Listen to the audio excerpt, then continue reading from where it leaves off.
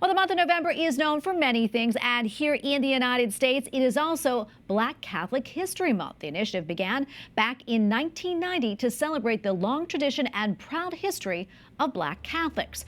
Two major dates fall in this month, including the feast of Saint Martin de Porres on November 3rd. Born in Peru, he is the patron saint of mixed-race people and those seeking racial harmony. The other important date is the birthday of Saint Augustine of Hippo, which tradition holds took place on November 13th.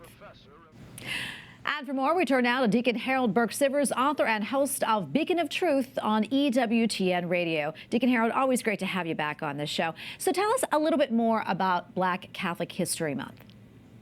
Yeah, so this is a wonderful celebration where we recognize the accomplishments and achievements of Black Catholics who, for many years, whose voices and accomplishments and achievements were not recognized in the life of the church.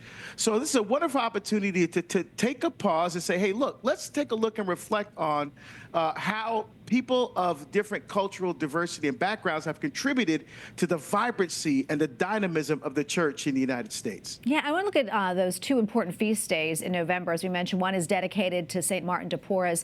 Tell us a little bit more about his life and his relation to Black Catholics.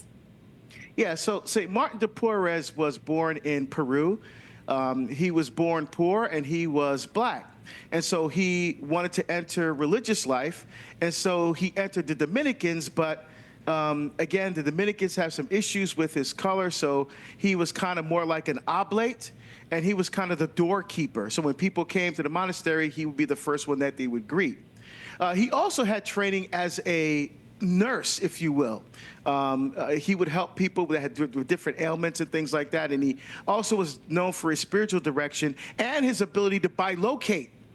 There were many times where people said, yeah, I was speaking with Martin over here. I said, oh, wait a minute. No, he was with me over here. You know, so he had this incredible, beautiful humility. He had such a beautiful soul and a life of service and a commitment and dedication to Jesus and the Catholic faith. So he's a wonderful witness that even in the midst of adversity and struggle, he was able to overcome that so that God's will and God's work can be done. Yeah, and another thing I want to talk about, a really important part of history about Black Catholics, is this group called the Saintly Six. Tell us more about them. Yeah, so we're talking about the servant of God, Julia Greeley, servant of God, Mother Mary Elizabeth Lang, and servant of God, Sister Thea Bowman, and Venerable Father Augustus Tolton, and servant of God, Mother Henriette DeLille, and finally, Venerable Pierre Toussaint. These are six individuals that are on the road, different levels right now on the road to canonization.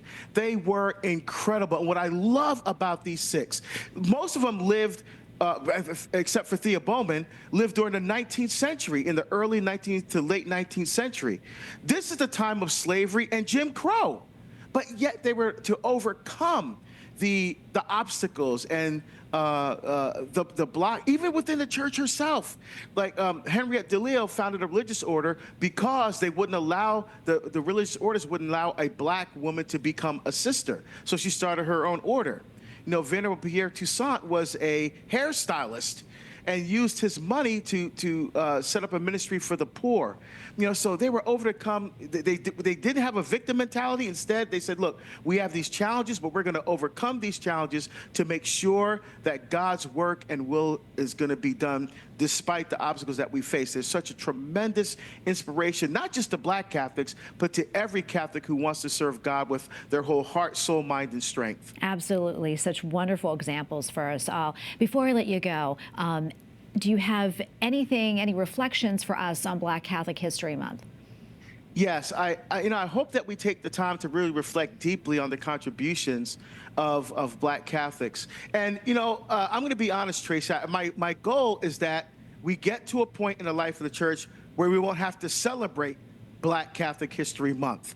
Because the idea of Black Catholics, and all Catholics, whether they're Native American or Asian or Hispanic, that the contributions of people of color will be so woven into the fabric of our thinking as Catholics, that we won't need to celebrate individual cultural months. It's just part of the whole part and parcel of what it means to be a Catholic in the United States. Yeah, I love that. And that is really important. And hopefully that day comes soon. Deacon Harold, great to be with you. Thank you so much, and God bless you.